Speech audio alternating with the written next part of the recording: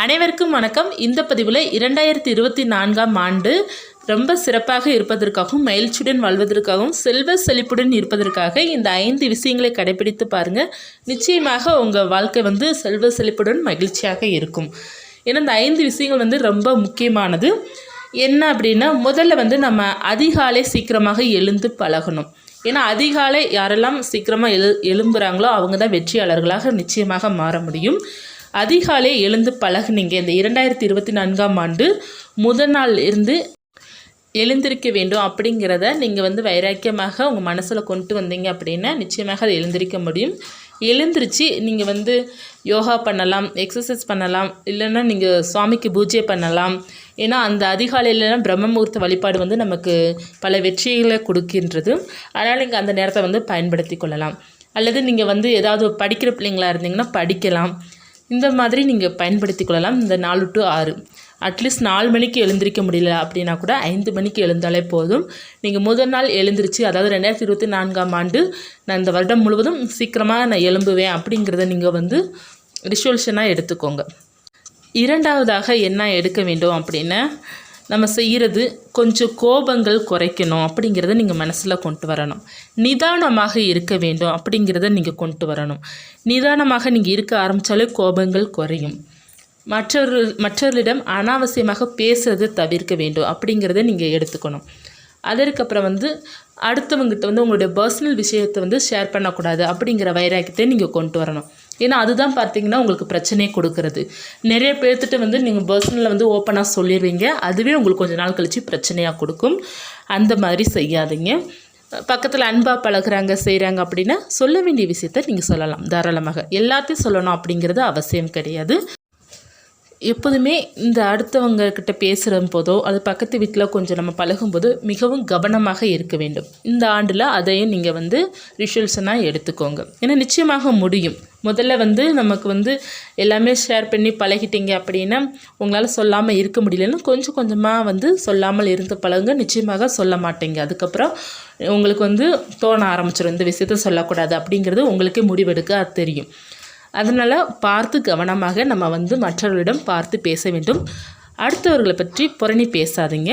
ஏன்னா நம்ம மோஸ்ட்லி ஒரு 4 பேர் சேர்ந்தாலே அந்த மாதிரி தான் பேசுவாங்க. யார் இல்லையோ அவங்கள பற்றி தெருவில் பேசுவாங்க. அதுதான் பார்த்தோன்னே இப்போ இல்லை, எப்போதும் நம்மளுடைய முன்னோர்கள் காலத்துலேருந்து அதுதான் இப்போ வரை நடந்துக்கிட்டு இருக்கு.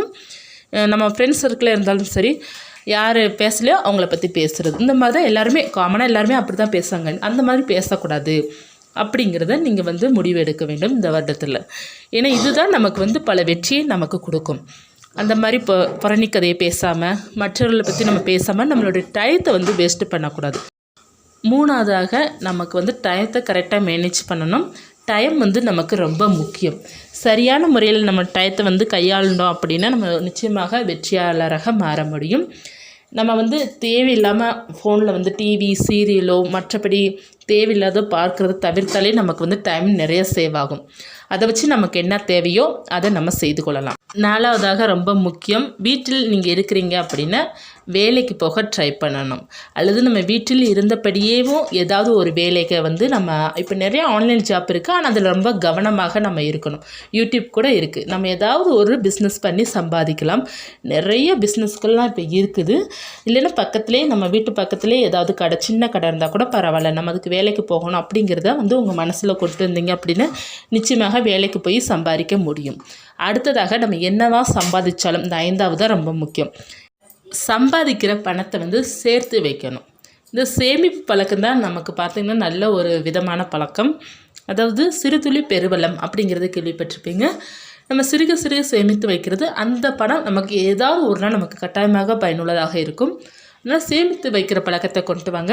நகை சீட்டோ அல்லது நம்ம வீட்டு பக்கத்தில் சீட்டு பிடிக்கிறாங்க அப்படின்னா நம்பிக்கையான ஆள்னா போடலாம். போட்டு நீங்கள் ஏதாவது அந்த பணத்தில் ஏதாவது ஒரு பொருள் வாங்கலாம். அல்லது நீங்கள் உங்கள் குழந்தைங்களுக்கு படிப்புக்கு நீங்கள் சேர்த்து வைக்கலாம். இந்த மாதிரி பயனுள்ளதாக நம்ம பயன்படுத்திக்கணும். அது எல்லாருக்குமே உடனே வருமானம் வராது. கொஞ்சம் கொஞ்சமாக நீங்கள் ட்ரை பண்ணணும். ஏன்னா சேமித்து வைக்கிற பழக்கம் நிறைய பேத்துக்கு வரவே வராது. சேமித்து வைக்கிற பழக்கம் இருக்கிறவங்க வாழ்க்கையில் நிச்சயமாக வெற்றி உண்டு. கொஞ்சம் கொஞ்சமாக சேர்த்து வைங்க. 100 ரூபா 50 ரூபாவோ ஒரு வாரத்துக்கு ஒரு முறை நீங்கள் சேர்த்து வச்சிங்க அப்படின்னா உங்களுக்கு நல்லா புது புது ஐடியாலாம் தோன்றும். ஏன்னா உங்களுக்கு வந்து பணம் சேமித்து வைக்கும்போதே உங்களுக்கு அந்த பணத்தை பற்றி தாட் உங்களுக்கு நிறையா வரும். எப்படி சேமிக்கலாம், எந்த பொருள் வாங்கலாம் அப்படிங்கிறதுனால பணம் சேமித்து வைக்கும்போதே நமக்கு பல எண்ணங்கள் நம்ம மனசில் ஓடும். ரொம்ப பாசிட்டிவிட்டி நமக்கு கொடுக்கும் பணம் சேமித்து வைக்கும்போது. ஆனால் பண சேமிப்பு ரொம்ப முக்கியம். அதுக்கடுத்து வீட்டில் வந்து குடும்ப ஒற்றுமை ரொம்ப முக்கியம். நிறைய பேர் வந்து கணவன் மனைவிக்குள்ளே நிறைய பிரச்சனை இருக்குன்னு என்கிட்ட நிறைய பேர் சொல்லியிருக்கீங்க. ஒரு ஆள் கோவப்படும்போது இன்னொரு ஆள் வந்து அமைதியாகணும். அப்படி இருந்தால் மட்டும்தான் நம்ம லைஃப்பை வந்து கரெக்டாக கொண்டு போக முடியும். விட்டு கொடுத்து போகணும். எதற்கெடுத்தாலும் சண்டை போட்டுகிட்டே இருக்கக்கூடாது. கோபம் இருக்க நேரம் கொஞ்சம் அமைதியாகிட்டு அதற்கப்புறம் அந்த எந்த விஷயத்திற்காக நீங்கள் சண்டை போட்டிங்களோ அதை எடுத்து சொல்லணும். இப்படி இருந்தால் ஓரளவு நமக்கு பிரச்சனை இல்லாமல் நம்மளுடைய வாழ்க்கையை வந்து ஸ்மூத்தாக கொண்டு போக முடியும். வாழ்க்கையில் நிறைய பிரச்சனைகள் இருக்குது. நீங்கள் குடும்ப பிரச்சனையே ஒரு பிரச்சனையாக வச்சுருக்கக்கூடாது முதல்ல. அதனால் பிரச்சனைலாம் ரொம்ப ஈஸியாக சால்வ் பண்ணிகிட்டே போயிடணும். நமக்கு நாட்கள் வந்து பல அனுபவத்தை நமக்கு கொடுக்கும். அதனால் நீங்கள் வந்து பிரச்சனையை வந்து ஈஸியாக வந்து கையாள்வதற்கு நீங்கள் தான் கற்றுக்கொள்ளணும். மற்றவங்க யாராவது உங்களுக்கு வந்து பெரியவங்க அட்வைஸ் பண்ணாங்க அப்படின்னா நீங்கள் அப்படியே கேட்கணும் அப்படிங்கிறது அர்த்தம் கிடையாது. அவங்க என்ன சொல்கிறாங்கன்னு நீங்கள் முதல்ல உள்வாங்கிக்கணும். அப்படி நீங்கள் என்றைக்கு உள்வாங்குறீங்களோ அப்போது நிச்சயமாக உங்களுக்கு வெற்றி நிச்சயம். ஏன்னா நம்மளோட வயது மூத்தவர்கள் வந்து நமக்கு ஒரு அட்வைஸ் பண்ணுறாங்க அப்படின்னா அவங்க வாழ்க்கையில் வந்து எவ்வளோ அனுபவிச்சுட்டு வந்திருப்பாங்க. அதை வச்சே நமக்கு அட்வைஸ் பண்ணுவாங்க. ஸோ வந்து நம்மளை விட வயதானவர்கள் சொன்னாங்க அப்படின்னா அதை நீங்கள் கேட்குறீங்களோ இல்லையோ முதல்ல காதால் நல்லா கேளுங்க, அதை உள்வாங்குங்க. நிச்சயமாக உங்களுக்கு அதிலிருந்தே உங்களுக்கு பல பிரச்சனைக்கான சொல்யூஷன் உங்களுக்கு கிடைக்கும். இவங்க என்ன சொல்கிறது நம்ம என்ன கேட்குறது அப்படிங்கிறது இருக்கக்கூடாது. நம்மளுடைய வயது மூத்தவர்கள் சொல்கிறது மட்டும் இல்லை, நமக்கு வந்து 5 வயது குழந்தை கூட நமக்கு பாடத்தை கற்றுக் கொடுக்கும். அந்தளவுக்கு இப்போ குழந்தைங்களே ரொம்ப ப்ரில்லியண்ட்டாக தான் வளர்கிறாங்க. ஸோ நம்ம வந்து பாடத்தை வந்து நம்ம கற்றுக்கொள்வதே நமக்கு ரொம்ப நல்லது. இவங்க சொல்கிற நம்ம எது கேட்கணும் அப்படிங்கிற மனப்பான்மைக்கு நம்ம வரவே கூடாது. யோசிக்கணும், அவங்க என்ன சொல்கிறாங்க அப்படிங்கிறது யோசிக்கணும். அனுபவமே நமக்கு சிறந்த பாடம். குழந்தை வளர்ப்பிலையும் அப்படி தான் நம்ம சரியான முறையில் அவங்கள வளர்க்கணும். குழந்தைங்களுக்கு வந்து படிப்பு ரொம்ப முக்கியம். அதையும் நீங்கள் சொல்லி கொடுத்து வளர்க்கணும். குழந்தைங்களை வந்து ரொம்ப டைட்டாக பிடிக்கக்கூடாது. கொஞ்சம் ஃப்ரீயாக விட்டு தான் நம்ம பிடிக்கணும். ரொம்ப டைட்டாக பிடிச்சிங்க அப்படின்னா அவங்க நம்ம பேச்சு கேட்க மாட்டாங்க. ரொம்ப ஃப்ரீயாக விட்டாலும் நம்ம பேச்சு கேட்க மாட்டாங்க. ஓரளவு டைட்டாகவும் ஓரளவு ஃப்ரீயாகவும் நம்ம விட்டு விட்டு பிடிக்கணும் குழந்தைங்களாம். குழந்தை வளர்ப்பில் வந்து இப்போ இருக்கிற காலத்தில் வந்து ரொம்ப கவனமாக வளர்க்குறதா நமக்கு வந்து பாதுகாப்பு. குழந்தைங்களுக்கு நல்லது கெட்டது சொல்லி வளர்க்கணும். குழந்தை வளர்ப்பில் எப்போதுமே நம்ம கவனமாக இருந்தால் போதும். இதெல்லாம் நமக்கு ரொம்ப முக்கியம். இது குடும்பத்திற்கு நமக்கு ரொம்ப முக்கியம். எப்போதுமே குடும்பம் ஒற்றுமையாக இருப்பதும் நம்மளுடைய கையில் தான் இருக்குது. அதனால் குழந்தைங்களும் நன்றாக இருப்பதும் நம்ம கையில் தான் இருக்குது. அதனால் நீங்கள் வந்து ஒவ்வொன்றும் பார்த்து கவனத்துடன் நிதானமாக இருக்க வேண்டும். கோபங்கள் குறைக்க வேண்டும். மௌன விரதம் இருக்கணும். அதீதமாக கோபப்படுறவங்க எல்லாருமே மாதத்திற்கு ஒரு முறையோ அல்லது வாரம் ஒரு முறையோ மௌன விரதம் இருந்து பழகுனீங்க அப்படின்னா கோபம் வந்து கண்ட்ரோல் ஆகும். யோகா அந்த மெடிடேஷன்லாம் பண்ணுறதுனால நமக்கு வந்து கோபங்கள் கம்மியாகும். அதிகாலை நீங்கள் சீக்கிரமாக எழும்புறதுனாலே உங்களுக்கு பாதி ஸ்ட்ரெஸ்ஸு வந்து குறைஞ்சிடும். ஏன்னா அந்த நேரம் நமக்கு ஃப்ரெஷ்ஷாக இருக்கும். ஸோ இதில் நல்ல பழக்கங்கள் நான் சொல்லியிருக்கிறேன்.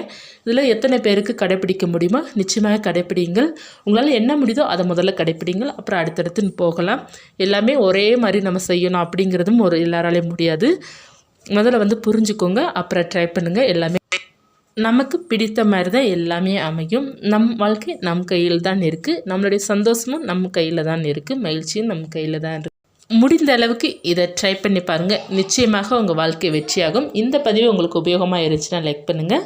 இந்த பதிவு பார்க்குற அனைவருக்குமே இந்த ஆண்டு ரொம்ப சிறப்பாக அமைய வேண்டும் அப்படிங்கிறத இறைவனிடம் பிரார்த்தனை பண்ணிக்கிறேன். எல்லாருமே இந்த ஆண்டு பார்த்திங்கன்னா ஒரு வெற்றி ஆண்டாக அமையும். இந்த பதிவு பார்க்குற எல்லாருக்குமே அட்வான்ஸ் ஹாப்பி நியூ இயர். இனிய புத்தாண்டு நல்வாழ்த்துக்கள். மீண்டும் ஒரு ஆன்மீகத்துடன் உங்களை சந்திக்கிறேன். நன்றி.